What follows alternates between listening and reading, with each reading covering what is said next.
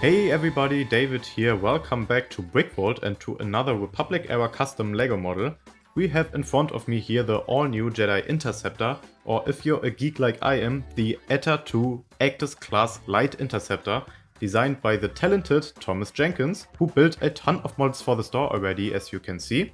Most of them also Republic themed, so you can be sure he knows his stuff. I asked in the last video what you think will be the next release, and Noah1130 got it right, so good guess, Noah. This new model, or rather these three new models, are an update to his older design of the Jedi Interceptor, but you can't really call it an update because everything changed.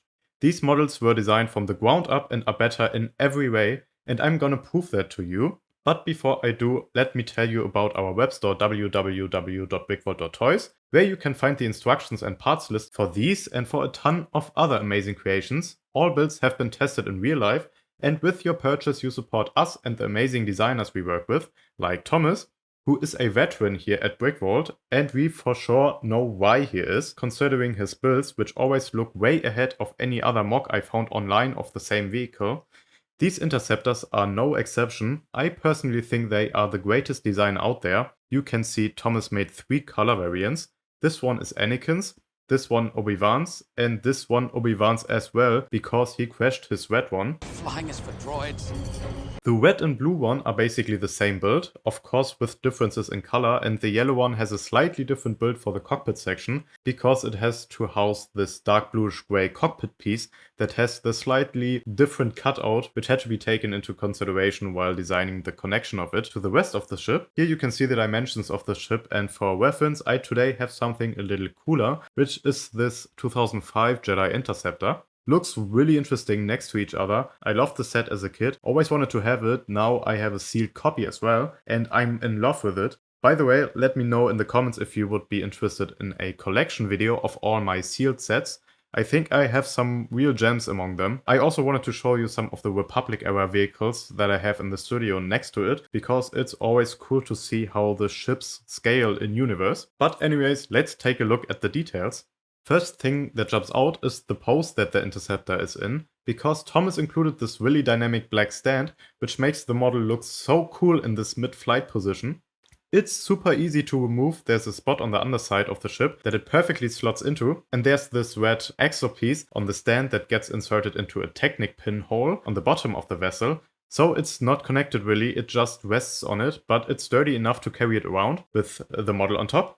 The stand itself is actually not too simple, but I really like that it looks really clean and the angle of the support beam is stuck in place, so you don't have to worry about it misaligning. I'm gonna put the stand out of the way real quick so we can focus on the Interceptor build itself.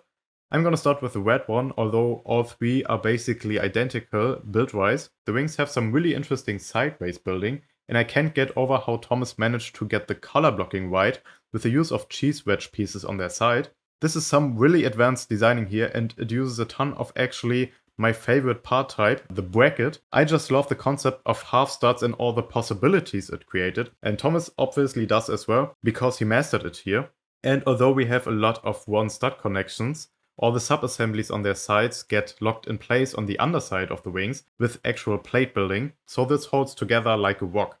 We also have the astromech spot here with R4 chilling and waiting for orders. The wings are connected with ball joints at an angle, and they just ever so slightly angle inwards, which is an accurate detail. I really like that Thomas was also able to build up this diamond shape in the back, again a detail I haven't seen anyone else capture so perfectly on a mock of this ship. But let's put this version aside and take a look at the ship that belongs to the Chosen One himself. As you can see, the build is very similar. One big difference is the color that Thomas chose here for the gray portion, because it's a dark gray now, which is accurate, and this time we get R2 in the astromech spot, and he is waiting to kick some butts of buzz droids. And funnily enough, Thomas actually designed a small buzz droid as well, that is also included in the instructions, which is a really neat attention to detail and shows the passion of the designer here. Really cool build. Anyways, I chose Anakin's Interceptor to show you the interior, because I had this 2005 Anakin minifig that I wanted to put inside.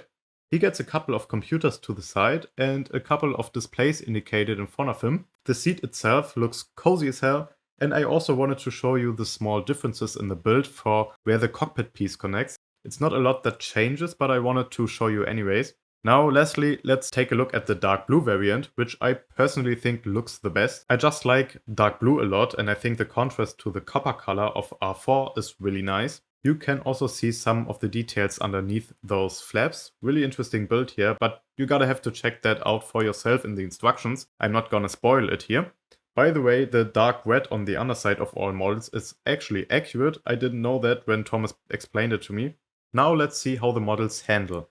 I completely stand behind it. This model is basically as sturdy as the official LEGO set. You can swoosh it around as hard as you like. I'm even shaking it here in front of the camera. Not one detail gets out of place, as you can see. It's also very intuitive to hold it, just from the back, how you would do anyways. And no joke, I found myself swooshing this thing around my apartment literally 2 times a day for a couple of weeks now. It's so fun because it just looks so good as well, and I built all 3 models myself and I was really enjoying myself here. Didn't get repetitive really. Of course you have to build mirrored wing assemblies, but one wing was interesting enough that you actually didn't remember much. But maybe that's just me, but so the second one was as fascinating as the first. The instructions were very clear and very similar to actual LEGO instructions, so I didn't have to worry about anything. Just had a relaxing and just a good time in general putting this lovely piece of LEGO engineering together. And I still enjoyed myself with the third identical build, so that speaks for itself.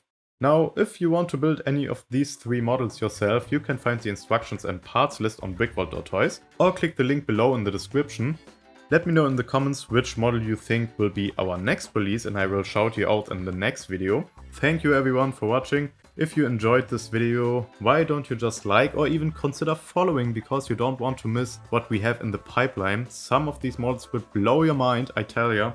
And we'll see you next time at BrickVault.